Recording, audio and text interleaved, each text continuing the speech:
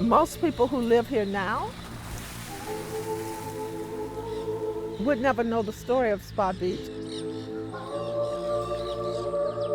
I want them to learn the history.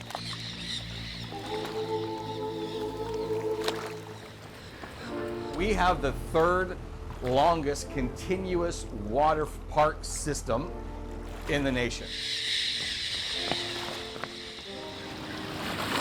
And we're looking across the water at the $100 million pier. You see all kinds of people, all races, creeds. Well, it wasn't like this just 60 years ago. A trolley tour through downtown St. Pete. All right, off we go. Thank you all so much for joining us today. Tells yet another story of resistance. We had stuff that a lot of the other southern states did not, like we had wait-ins. A crusade so coordinated and so consequential. Yet few ever learn this quest for equality. We're surrounded by water everywhere, so Spa Beach quickly becomes our most popular and our only beach for the longest time, if you were white. African Americans weren't allowed on the pier. African Americans weren't allowed to swim in Spa Pool or use Spa Beach. When I was a kid growing up in downtown St. Pete, I didn't realize where we are now was the South Mole Beach. This was the Black Beach by law. And the word beach, you have to use pretty liberally because the beach was about 20 yards wide. Gwendolyn Reese, president of the African American Heritage Association. What memories do you have of coming to South Mole? Pleasant ones. This was the only beach we had. Shunned from the shores of Spa Beach just north of the pier, St. Petersburg's Black community had to stay south, next to the sewage plant. Right over there, the Spa Beach was over there. Here we are, same water, flowing back and forth. But there was a need to segregate the water. But it wasn't the water, it was the people. To segregate the people. People who by the summer of 1955 had had enough. It was summertime, and a master plan was about to unfold. A group of Black people headed to the pool at Spa Beach, knowing they couldn't get in.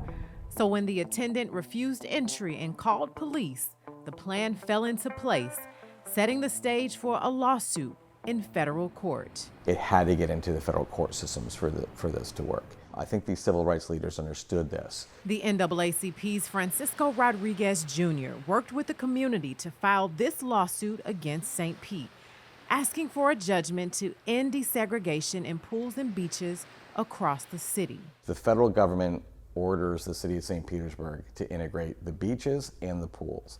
Of course, the city ignores that order. The city appealed all the way to the Supreme Court, but justices refused to hear the case. So, on April Fool's Day, the order to desegregate stood for good. But this is Florida, right? So we don't really listen to the federal government sometimes, and we ignored the order. The St. Petersburg Times back then, in a headline, said that 8 Negro children entered the water at Spa Beach, and they were promptly removed by the police. So this was the first of our major wade-ins. My name is Betty Harden, and I helped to desegregate Spa Beach. My friends came by and asked me to go to the beach, and I said, okay.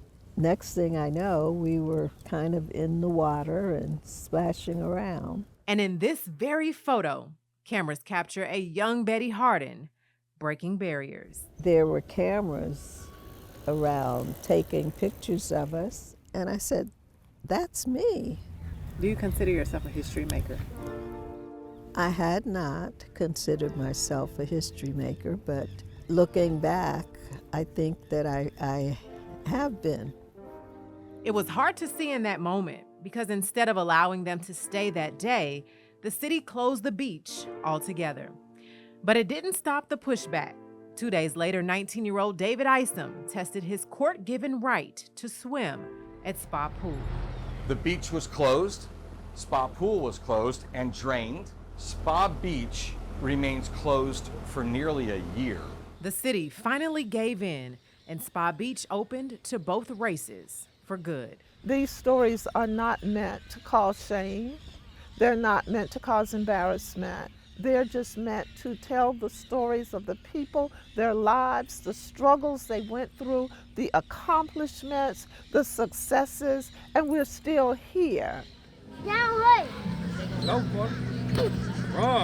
Yet, when you look around, there's not much that tells this story.